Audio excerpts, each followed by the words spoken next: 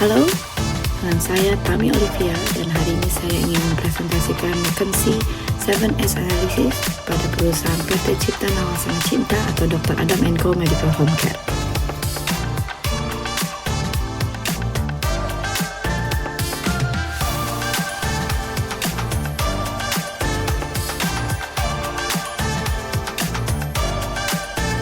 McKinsey 7S terbagi dua, hard element dan soft element. Hard element, strategi, structure, and system.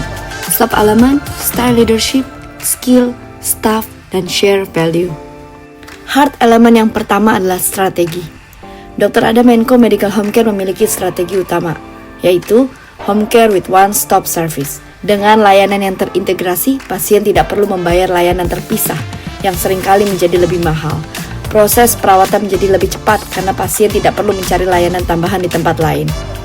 Strategi yang kedua adalah customized home care. Dr. Adam & Co memberikan layanan yang dipersonalisasikan sesuai dengan kebutuhan pasien dan menyediakan paket-paket perawatan khusus untuk lansia, paket-paket untuk pasien pasca operasi, dan paket-paket untuk penderita penyakit kronis. Kita juga melakukan edukasi kepada keluarga pasien sehingga menjadi nilai tambah yang membedakan layanan ini dengan penyedia lainnya. Kita juga melakukan inovasi dengan mengembangkan layanan berbasis langganan sehingga pasien mendapatkan perawatan jangka panjang secara lebih fleksibel dan terjangkau. Strategi yang ketiga adalah menyediakan dokter home care yang berlatar belakang ICU dengan pengalaman critical care dan palliative care. Dokter ICU terbiasa menangani kasus medis berat seperti gagal nafas, gangguan kardiovaskular, atau kondisi kritis lainnya. Mereka lebih siap memberikan perawatan secara optimal kepada pasien home care dengan kondisi yang serius. Latar belakang ICU melatih dokter untuk berpikir cepat, mengambil keputusan dalam situasi darurat. Kemampuan ini sangat berguna untuk merawat pasien di rumah yang mungkin membutuhkan intervensi mendadak. Selain 3 strategi utama, beberapa strategi pendukung lainnya yang dilakukan Dr. Adam & Co yaitu partnership. Kita membangun kemitraan yang strategis dengan bermitra dan berkolaborasi dengan rumah sakit, klinik, dan apotek untuk merujuk pasien yang membutuhkan layanan home care. Kami juga bermitra dengan profesional dokter lainnya seperti dokter spesialis untuk merujuk pasien. Yang kedua adalah layanan. Kami menyediakan layanan tambahan seperti terapi, dukungan nutrisi, dan rehabilitasi. Kami juga memberikan kualitas pelayanan yang terbaik, bersih, aman, dan sesuai standar medis terkini. Kami menggunakan peralatan medis modern dan kami menerapkan protokol sterilisasi. Yang ketiga adalah manusia. SDM atau tenaga medis yang berkompeten dan bersertifikasi memiliki pengalaman kerja yang relevan dan berpengalaman. Kami juga mengembangkan sumber daya manusia untuk menciptakan tim berkualitas tinggi yang saling bersinergi dengan mengadakan pelatihan dan pengembangan. Innovation on Strategy. Inovasi yang dilakukan pada tahapan strategi adalah inovasi teknologi untuk meningkatkan kualitas layanan. Penggunaan teknologi serta konsep yang menarik tanpa mengabaikan kualitas untuk memberi value lebih kepada konsumen. Integrasi teknologi berbasis AI juga disarankan untuk memprediksi kebutuhan medis pasien dan mengatur jadwal otomatis guna meningkatkan efisiensi dan retensi. Inovasi yang kedua adalah model bisnis berbasis bundling dan subscription. Inovasi strategi yang dilakukan adalah membuat model paket berlangganan, weekly nursing plan, monthly therapy home visit, on-call doctor access. Alasannya, memberikan kepastian biaya bagi pasien dan keluarga serta meningkatkan retensi serta memperkuat loyalitas. Hard element berikutnya adalah structure. Struktur organisasi Dr. Adam & Co Medical Home Care ini mengadopsi pendekatan fungsional yang membagi unit kerja menjadi unit medis, non-medis, dan unit penunjang. Pembagian ini membantu fokus peran dan kejelasan tanggung jawab antar bagian. Di sisi medis terlihat adanya spesialisasi lanjutan seperti critical care nurse, wound care nurse, dan berbagai terapi yang menunjukkan kedalaman layanan. Kekuatan struktur organisasi ini adalah spesialisasi medis tinggi, adanya peran seperti critical care nurse, wound care nurse, terapi bicara, fisioterapi, dan terapi ortopedis menunjukkan layanan tematik dan mendalam. Fungsi penunjang lengkap, unit supporting seperti ambulans, radiologi, hemodialisis, dan hingga corporate MCU melengkapi layanan home care menjadi satu ekosistem yang menyeluruh. Dan fungsi non-medis strategis, keberadaan divisi digital marketing, HR, finance, dan sales menunjukkan orientasi organisasi ke aspek bisnis dan pengembangan pasar. Kelemahan dan tantangan dalam struktur ini adalah struktur masih fungsional atau vertikal. Komunikasi lintas fungsi, misalnya antara medis dan pemasaran atau medis dan HR bisa lambat. Belum terlihat adanya tim lintas fungsi atau cross-functional teams untuk inovasi layanan. Kebutuhan integrasi teknologi digital belum tercermin dalam struktur. Tidak ada digital service lead, IT support untuk home care application atau quality improvement unit. Inovasi on structure. Yang kita lakukan untuk mengembangkan struktur ini adalah menambah subunit customer experience dan quality team, di mana subunit ini bertugas untuk menjembatani pengalaman pasien dari sisi pelayanan medis, non-medis, hingga keluhan dan evaluasi. Dan hal ini dapat diisi oleh perawat senior yang memahami kebutuhan pasien dan memberi insight dari lapangan. Membantu meningkatkan loyalitas pasien dan pelayanan berbasis feedback. Manfaat dari inovasi struktur adalah memperkuat kolaborasi antar unit, mendorong inovasi layanan dari bawah ke atas, mempercepat respon operasional, dan mendukung transformasi digital. Hard element yang berikutnya adalah sistem. Berikut adalah diagram alur pelayanan home care. Dari pasien rujukan, pemberian informasi layanan, dari survei dan asesmen medis, registrasi, pengaturan jadwal, eksekusi layanan, dan evaluasi berkala. Kami memiliki sistem kerja operasional yang cukup terstruktur untuk layanan home care, seperti pemesanan layanan melalui call center atau admin WhatsApp, penjadwalan tenaga medis secara manual ataupun semi-digital, penggunaan aplikasi ringan seperti Google Sheet untuk input jadwal dan laporan, pelaporan kasus medis oleh tenaga medis di lapangan melalui Google Form atau via WA. Koordinasi antar tim medis dan admin dilakukan harian, namun masih bergantung pada komunikasi manual. Tantangan dengan sistem saat ini adalah belum adanya sistem yang terintegrasi berbasis platform digital atau aplikasi internal. Sistem pelaporan dari perawat ke manajemen masih manual. Data pasien belum terdokumentasi secara komprehensif dalam satu platform. Tidak ada sistem otomisasi untuk evaluasi kualitas layanan ataupun feedback pasien. Inovasi pada sistem yang dapat kita lakukan adalah mengintegrasikan proses mulai dari registrasi hingga evaluasi melalui aplikasi.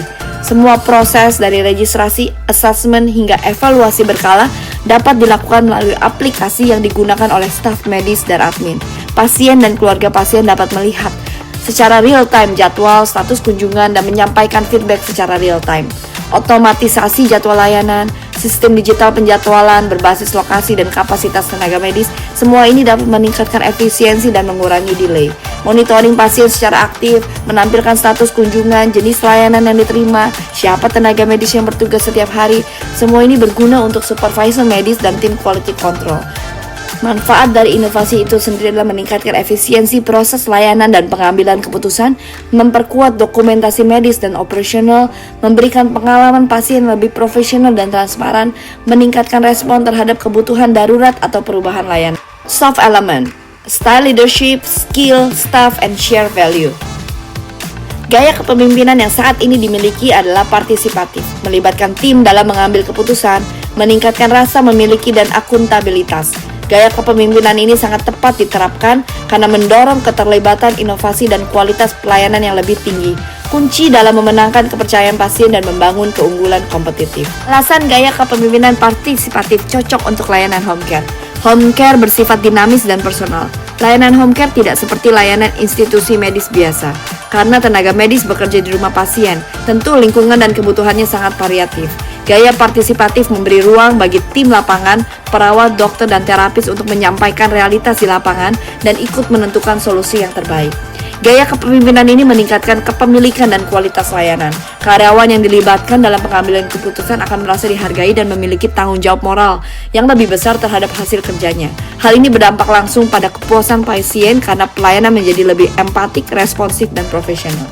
Inovasi yang bisa kita lakukan dalam style leadership adalah melakukan one-on-one listening session oleh manajemen. Sesi per 3 bulan antara pimpinan dan staf untuk mendengarkan langsung masukan dari lapangan, aspirasi dari staf, hambatan psikologis atau kerja di lapangan. Manfaatnya adalah meningkatkan keterhubungan emosional antara pimpinan dan staf dan memperkuat empati dan komunikasi dua arah.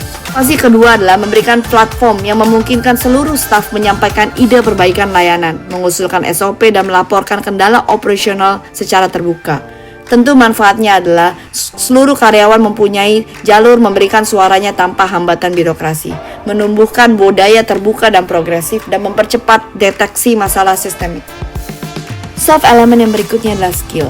Dalam layanan home care, clinical skill atau klinis menjadi signifikan. perawat dan dokter yang bertugas dalam layanan home care kami telah memiliki sertifikasi atau surat tanda registrasi. Mereka memiliki kompetensi dan pengalaman dalam melakukan tindakan medis. Ada juga sertifikasi wound care, sertifikasi critical care, dan terapi-terapi dasar home care lainnya. Tantangannya, walaupun mereka memiliki sertifikasi atau skill, tetapi belum semua staf perawat mahir dalam perawatan pasien yang kompleks seperti palliative care atau geriatri kompleks. Dan skill berikutnya yang harus dimiliki adalah dalam layanan home care adalah komunikasi dan empati. Saat ini komunikasi dasar pasien dan perawat sudah berjalan dengan baik, tetapi belum terstandar. Dan beberapa staf sudah memiliki pendekatan empati. Tantangannya, belum semua tenaga medis paham cara menangani pasien yang emosional.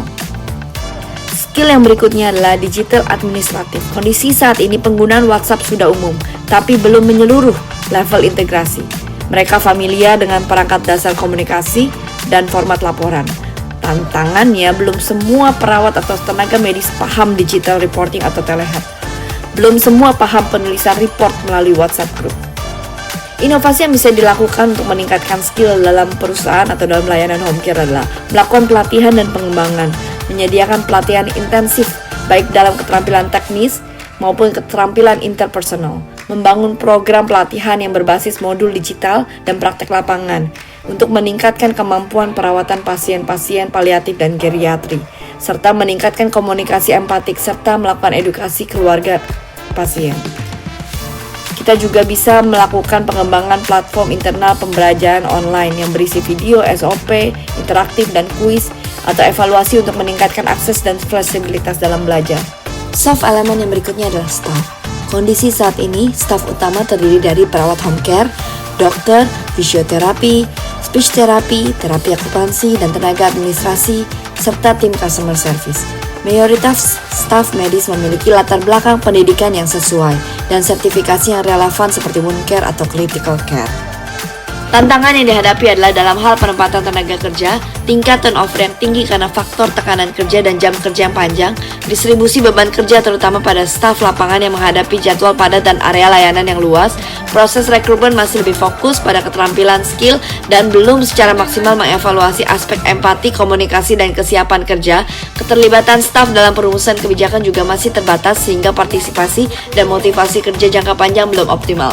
Inovasi pada staf yang bisa dilakukan adalah pelatihan dan pengembangan, menyediakan pelatihan intensif baik dalam keterampilan teknis maupun keterampilan interpersonal, membangun program pelatihan terpadu berbasis modul digital dan praktik lapangan yang mencakup peningkatan kemampuan perawatan pasien geriatri, penanganan paliatif, dan komunikasi empati serta edukasi keluarga pasien. Inovasi kedua yang bisa dilakukan adalah program rekrutmen proaktif, bermitra dengan sekolah keperawatan, klinik kesehatan, dan lembaga pelatihan untuk menciptakan pipeline tenaga kerja, meminta perawat yang ada untuk merekomendasikan calon tenaga kerja yang sesuai dengan requirement yang kita butuhkan.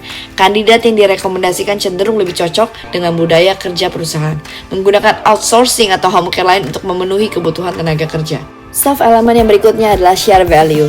Elemen share value mengacu pada nilai-nilai inti atau budaya organisasi yang menjadi pedoman atau perilaku semua anggota tim dalam layanan home care.